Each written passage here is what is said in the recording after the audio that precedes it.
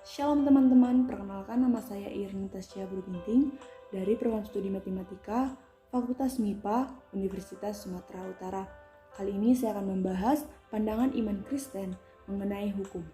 Apa itu hukum? Menurut Kamus Besar Bahasa Indonesia, hukum adalah peraturan atau adat yang secara resmi dianggap mengikat yang dikukuhkan oleh penguasa atau pemerintah. Hukum juga dapat diartikan sebagai undang-undang, peraturan, dan sebagainya guna mengatur pergaulan hidup masyarakat. Hukum merupakan perlindungan kepentingan masyarakat yang berbentuk kaidah, aturan atau norma yang bersifat preventif maupun yang bersifat represif, baik yang tertulis maupun tidak tertulis. Perlindungan hukum merupakan suatu gambaran dari fungsi hukum yang dapat memberikan keadilan, ketertiban, dan kedamaian. Hukum adalah bagian dari perangkat kerja sistem sosial yang berfungsi untuk mengintegrasikan kepentingan anggota masyarakat sehingga tercipta suatu keadaan yang tertib dan aman. Roscoe Pound menyatakan bahwa hukum adalah sekumpulan penuntun yang berwibawa atau dasar-dasar ketetapan yang dikembangkan dan ditetapkan oleh suatu teknik yang berwenang atas latar belakang cita-cita tentang ketertiban masyarakat. Dengan adanya hukum, maka permasalahan kepentingan antar individu maupun kelompok dapat diatur secara bersama dalam masyarakat. Penegakan hukum adalah upaya atau proses supaya norma-norma hukum secara kokoh dan nyata berlaku dalam kehidupan bermasyarakat dan bernegara. Ketertiban dan kedamaian dalam kehidupan bermasyarakat tetap terjaga dan terpelihara. Inilah salah satu aspek penting dari penegakan hukum. Penegakan hukum di Indonesia merupakan permasalahan yang cukup serius. Kepatuhan masyarakat terhadap hukum yang berlaku sangat memprihatinkan. Persoalan ini dipicu oleh lemahnya penegakan hukum itu sendiri. Banyak orang menganggap bahwa hukum di negeri ini tajam ke bawah dan tumpul ke atas. Faktor-faktor yang mempengaruhi penegakan hukum adalah yang pertama faktor hukum, yang kedua penegak hukum, yang ketiga sarana atau fasilitas pendukung, dan yang keempat kebudayaan dan masyarakat. Kesadaran hukum merupakan kesadaran akan norma-norma yang terdapat di dalam hukum yang dibuat pemerintah dan berlaku.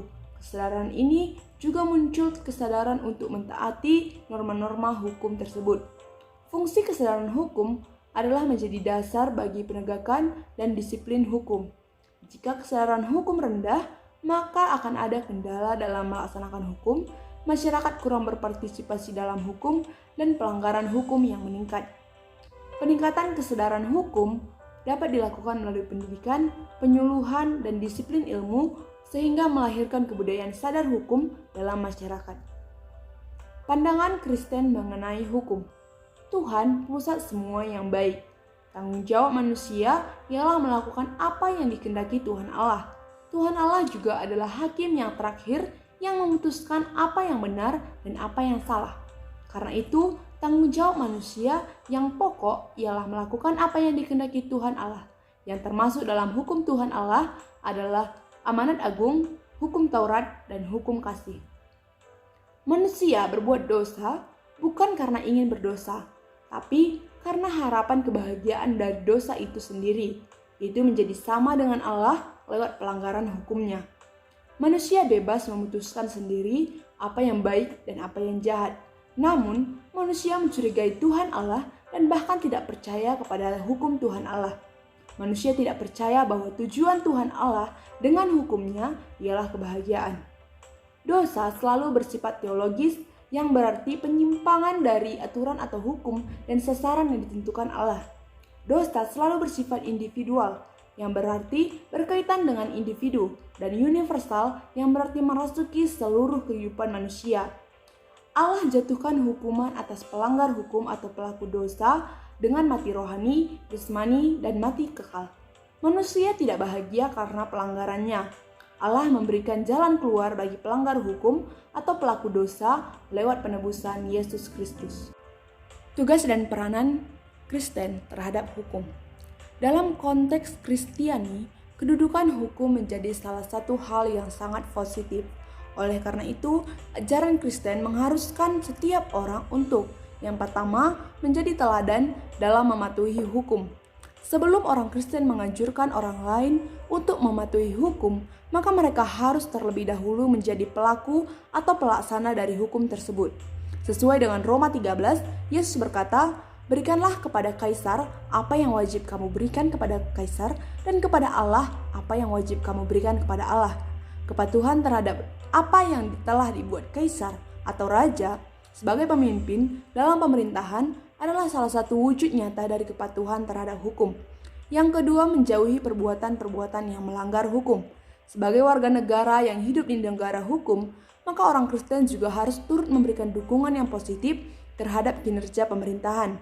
Orang Kristen harus tampil menjadi sosok yang memberikan dorongan terhadap pemerintah agar melaksanakan hukum yang ada dengan baik dan benar. Dan sebaliknya, orang Kristen harus berani menentang segala kebijakan-kebijakan yang dibuat oleh pemerintah apabila kebijakan tersebut bertentangan dengan norma-norma hukum yang berlaku seperti korupsi, kolusi, nepotisme, penganiayaan, penjajahan, dan tindakan-tindakan yang tidak terpuji lainnya. Seperti firman Tuhan dalam Habakuk 2 ayat 9, "Celakalah orang yang mengambil laba yang tidak halal untuk keperluan rumahnya."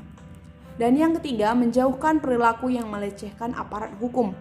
Perilaku-perilaku yang menunjukkan pelecehan terhadap aparat hukum adalah seperti melanggar lalu lintas, penyeludupan judi, dan lain-lain adalah merupakan bagian dari pelecehan terhadap aparat hukum. Hukum yang ada tersebut bukan untuk aparat hukum tersebut, melainkan untuk pelaku hukum, yaitu masyarakat. Oleh karena itu, petugas hukum hanya sebagai pengawas agar tercipta kesejahteraan bersama. Seperti yang Rasul Paulus katakan, "Tunduklah karena Allah kepada semua lembaga penguasa, baik kepada raja sebagai pemegang kekuasaan yang tertinggi, maupun kepada wali-wali yang diutusnya untuk menghakimi orang-orang yang berbuat jahat dan menghormati orang-orang yang berbuat baik." Terdapat dalam 1 Petrus 2 ayat 13-14. Yang keempat, mampu memberi suara nabiyah. Yang dimaksud dengan suara nabiyah adalah suara yang bersifat nasihat, kritikan, teguran terhadap praktik-praktik pelanggaran hukum dalam kehidupan bermasyarakat dan bernegara. Orang Kristen harus menjadi sosok yang tegas, berwibawa, terutama dalam hal pelaksanaan hukum. Jika ya, hendaklah kamu katakan ya. Jika tidak, hendaklah kamu katakan tidak. Apa yang lebih daripada itu berasal dari si jahat. Terdapat dalam Matius 5 ayat 37. Serta perkataan Rasul Paulus dalam 2 Timotius 4 ayat 2. "Beritakanlah firman, siap sedialah baik atau tidak baik waktunya. Nyatakanlah apa yang salah, tegurlah dan nasihatilah dengan segala kesabaran dan pengajaran." Demikianlah yang bisa saya sampaikan mengenai pandangan iman Kristen tentang hukum. Semoga bermanfaat bagi kita semua. Terima kasih, Tuhan Yesus memberkati.